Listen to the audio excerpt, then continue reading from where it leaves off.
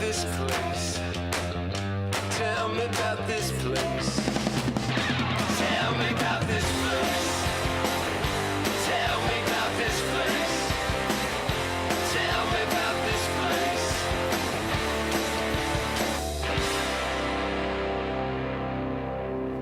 You were at the Almighty Church of Rock on a Sunday night with the brand new tune from Richie Ramone. Again, brand new from Richie Ramone. It's called The Last Time.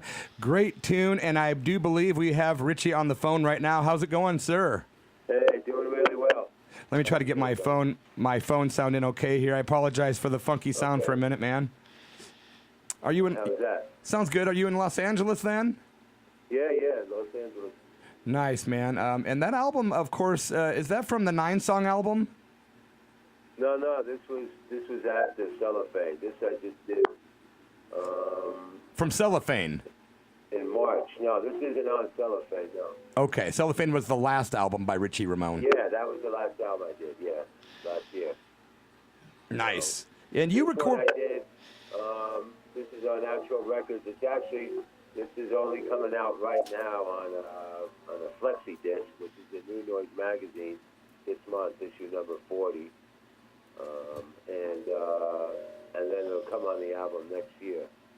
But I wanted to get this out quick. You know, my father died in February, and I don't know. This song came to me like in 2 days. I wrote it. We went and recorded it in a day, and I just wanted to get it out there. So. First of all, apologies and my sympathies for your father passing, bro. Yeah, it's a weird thing, you know. Like, a lot of my friends lost their parents. I never lost one, so I didn't know what it was like, you know. But it's kind of weird, you know. And but everything's good now, and you know, moving on. You know, we start touring again next week, so it's all good. Wow. I wanted to ask you this. We were talking off the air about the fact that your new record, The Last Time, was recorded with Paul Roessler down at Kitten Robot Studio. Mm-hmm. And you said they have all new equipment down there. Yeah, well, I think he updated. He's got newer Pro Tools and some new speakers, and you know, they just did an update on the studio. Nice. So. I like your approach to recording as well. A lot of people like to spend just high dollars and like weeks and weeks. You said you kind of went in for the old school approach of recording, what, 9 hours? Yeah. It was 9.5 hours from the time they loaded in the drums and set the mics. And listen, the whole thing is you got to, you know, people have to be prepared. If you're going to play live, you got to know the song. You know, you can't just sit there and waste time. If you know the song, you do a few takes. The one that has the nice jumping, you know, bouncing ball to it, that's the one you pick, and then you do your vocals. And if you have a guitar overdub, fine. And we actually mixed it the same day and added it. So it was really cool. Wow. Never did that before. Yeah, I like that. That's like the stuff you do in the early days, and then later you know, as we said earlier, you get a big budget, and then later on you go back to like bare bones, and you go, wow, I really appreciate this way again, you know? You know, with the Ramones, we got a big budget to make records. We just put it in the bank and still did it bare bones. Did you really? Oh, yeah.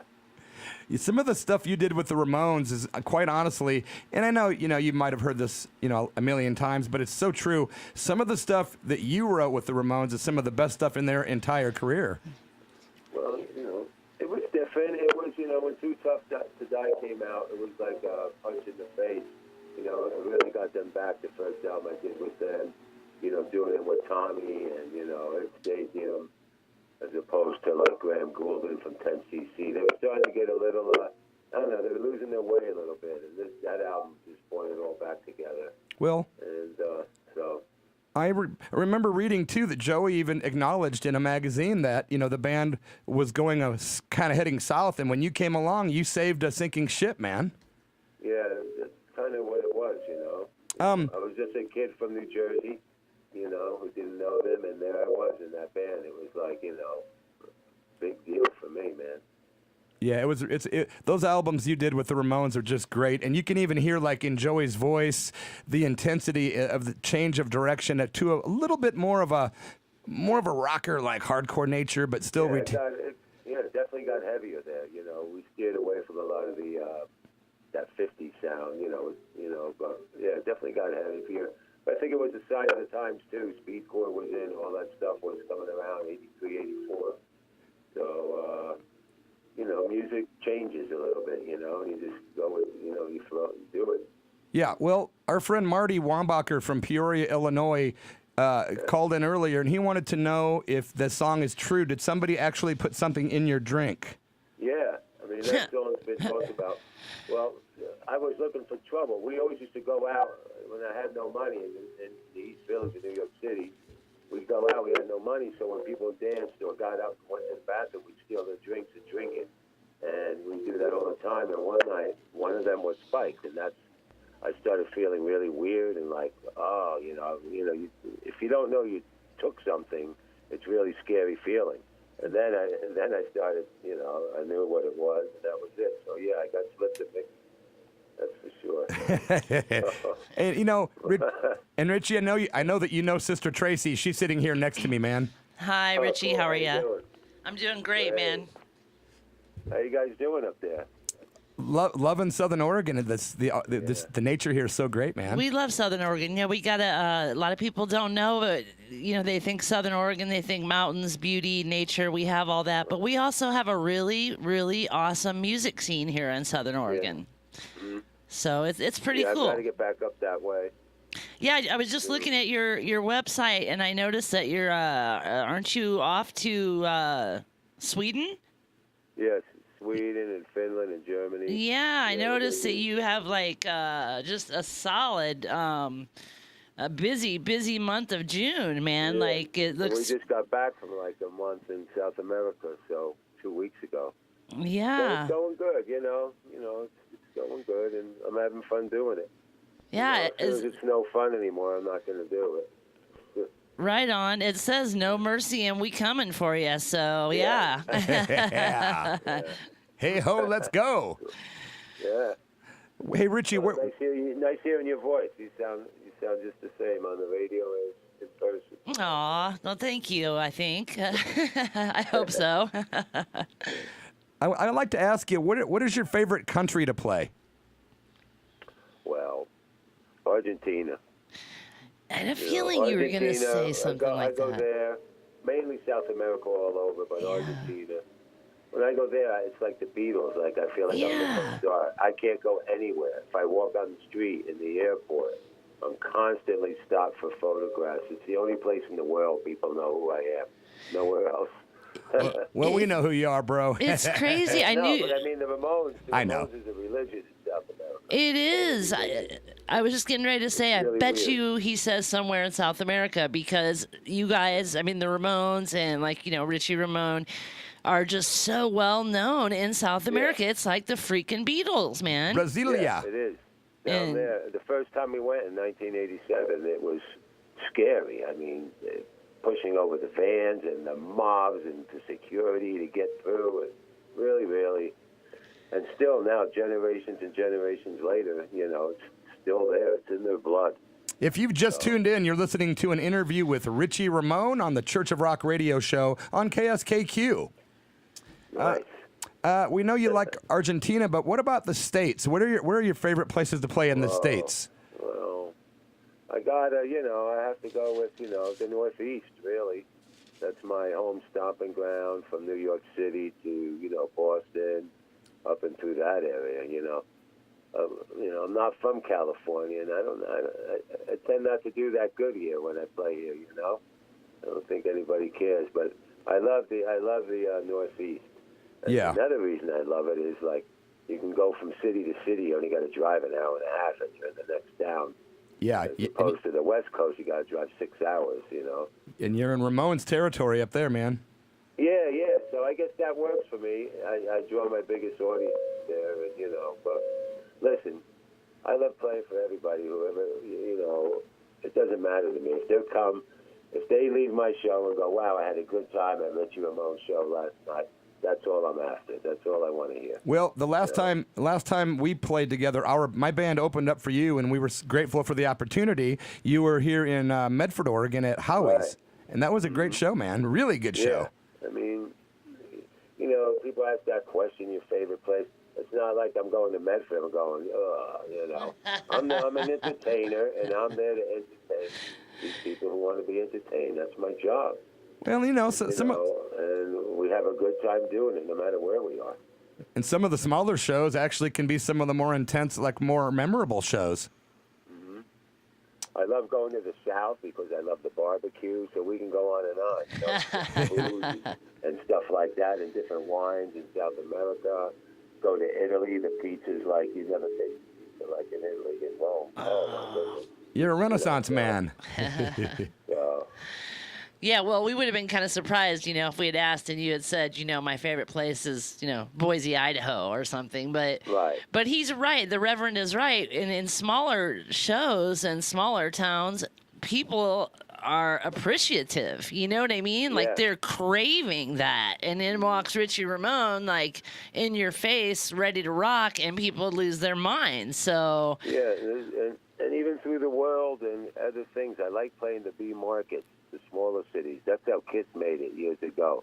Yeah. They pounded the smaller cities. They stayed away from Chicago and New York City and went to, you know, whatever. a lot of those You know, places are and jaded. They're so excited that because all the bands skip those cities, and they got to drive 2 hours or 3 hours if they have to go see somebody. So that's fun, and that's what Medford is, and you know, and I think everybody has fun that night. So Hey, Richie, just asking your Sure. current lineup on your band. Do you still have? Are you still playing with the same? Like, is it yeah, everything's the same. You know, Claire? Ben's been with Is it me. Claire that's yeah, on Ben's bass? Been with me, yeah, and Claire. They've been And- with me like 5-6 years. I keep lead guitar players. I go through them like David Bowie. I don't know. I'm a go. Where's Mick Ronson when you need him? So Glenn is not on lead guitar. Huh? Yeah, who's on lead guitar right now? Oh, Glenn Gilbert. It is Glenn He's Gilbert. the Okay, Glenn Gilbert, yeah. and then is Ben. Yeah, Ben's still on guitar and drums, and Claire's still on bass. Cool, man, awesome. I was just kind of curious about the So it lineup. seems and- like the rhythm section, you know, Ben always plays the rhythm, you know, it seems like we're solid. We've been playing together almost 6 years now together. well, and that's important, and the rhythm Yeah. section, that's your backbone, you know. I have a weird question, kind of a random question, because I'm a radio fan myself. Okay. Have you ever appeared on the Jonesy's Jukebox radio show? No, I have not. Have you heard Steve Jones's show? I'm sure I heard it in the car a few times, sure. Oh, that's cool.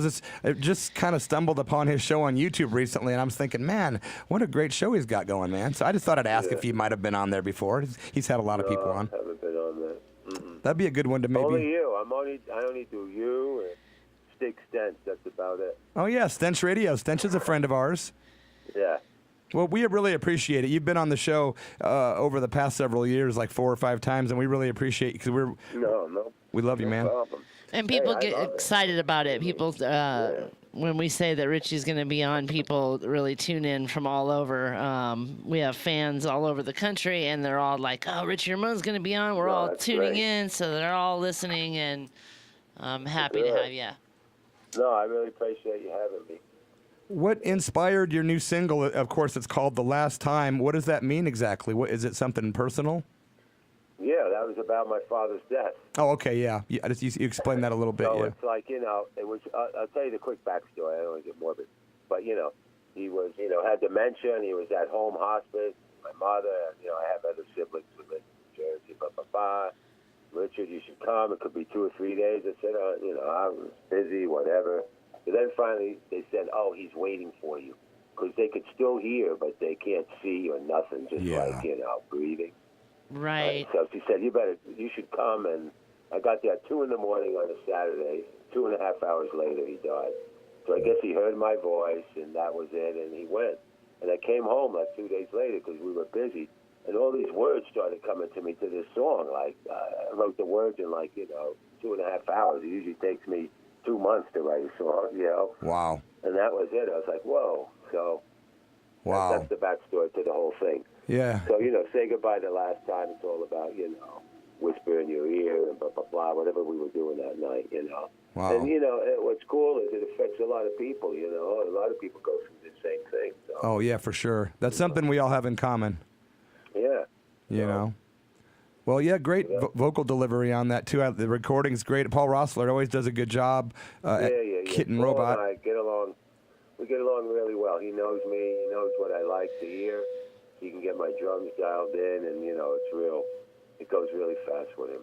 Yeah, I remember Tracy and I actually hung out with Richie Ramone 5 years ago at. Gosh, has it been 5 years? It's been 5 years since we were at. No. Yeah, 2013, man. No, I haven't aged 5 years. I don't know about you guys, but no. Yeah, that was 2013. That was 5 years ago. Damn, I was in my 50s then. Yeah. Right?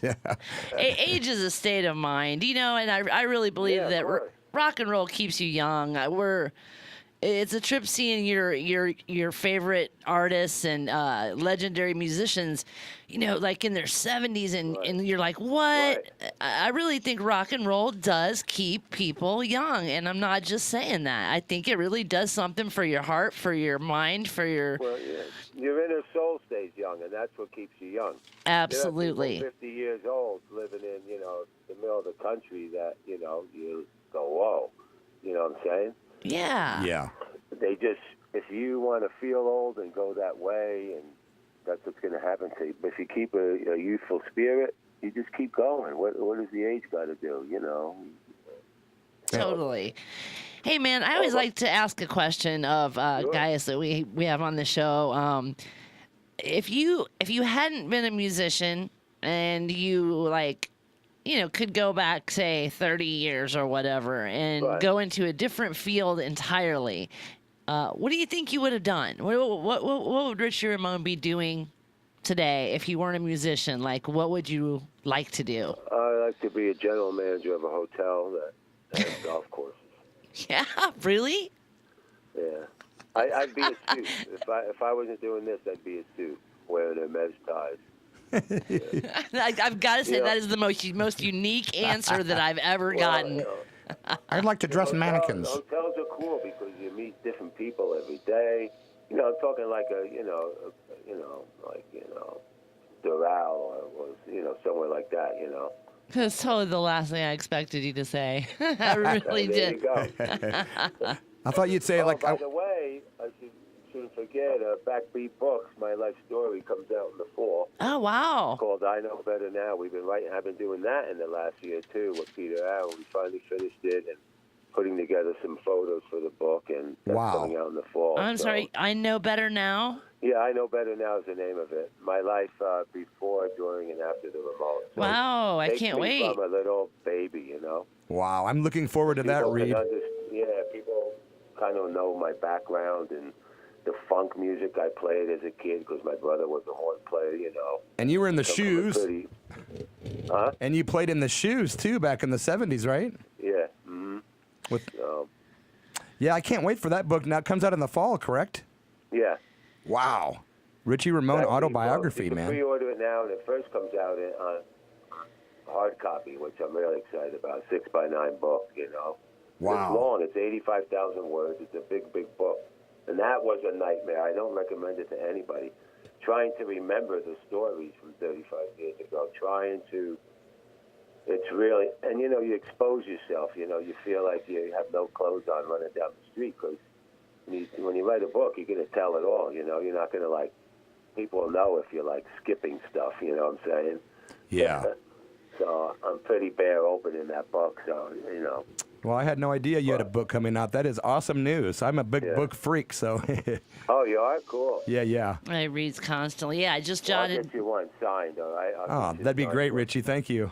Yeah, we're totally looking forward to that. And, man, I'm always reminded of every time I think of, the name Richie Ramone, or I think of you, I always think of, the statement by Joey Ramone that, Richie basically saved the Ramones as far as he was concerned, that you were the greatest thing to happen to the Ramones and that you put the spirit back in the band. And that's saying a lot, man. Yeah, totally. From him. You're a talented cat in your own right, completely aside from being in the Ramones, and it's just such an honor and a pleasure to have you come back on the Church of Rock. We love it every time. He would say, "Oh, Richie, you're like a real Phil Collins." you know, because I could drum, I could write music, I could sing. It's you true. know. Like, yeah. Too tough to die. I got a feeling you're probably a little cooler than Phil Collins, though. I don't know, Phil, but He would tease me with that, you know. But he was very inspirational. If it weren't for Joey wasn't the kind of guy who he was secure behind his rose-colored glasses. He didn't like want me just, oh, you're just a drummer, stay back there and don't do nothing. He Yeah. involved me. He pushed me to write. He pushed me to sing. When we were like doing these later shows, and you know, I was singing everything with him. It was a whole new band, you know. well, yeah, you're the He let only me drummer. sing, you know, one song on an album. It was great. Yeah, you're the only drummer to ever sing any leads on Yeah. any of the Ramones songs, right? Yeah. In the beginning, I think afterwards, CJ later Yeah. on saying something. I forget. I don't know. But, Up to that point, yeah. yeah. Well, But it good. was a very good lineup, you know. That was a really good lineup, the four of us. Dee Dee and I played really well together, like, you know, it just worked. Because I'm more of like a tempo, you know, solid drummer, you know. And so Dee Dee could work around that. But as long as I kept it going like a train going down the track, it kind of made everybody weave in and out, and it worked, you know. Well, we'd like to have you back on when your book comes out, if that'd be okay. Sure. Yeah. Great. Yeah, thanks so much for making the time to give us a call from Los Angeles. Yep. And when do you Good take luck off? next month down here, and nice speaking to everybody out there, and we'll see you soon in a town near you. Yeah, when do you take off for Sweden? The 13th, I'm going to go to London first and eat. I always got to stop there first and eat Indian food. Oh, right on. And then- Right up my Stay there alley. For 2 or 3 days. So that's coming up. That's less than 2 weeks away, and you're off. Yeah. You're out of here. So, well, we wish you great luck and great success. And we know that you don't even need that. It's going to be a great time. I'm sure you're going to have great shows, and we look forward to seeing you in the States, man. Back out here on the West Coast, but a little bit north of California. Yeah, I'm going to do a run there. You know, Absolutely. Maybe before even the end of the year, maybe in November. I'll see. Yeah, maybe around the time the book comes out. Yeah. That's right. Sounds good, Okay, brother. cool. Best of luck, Richie. Thanks again, and we appreciate you. All right. Thanks so much, man. Cheers. Thanks, Richie. Bye-bye.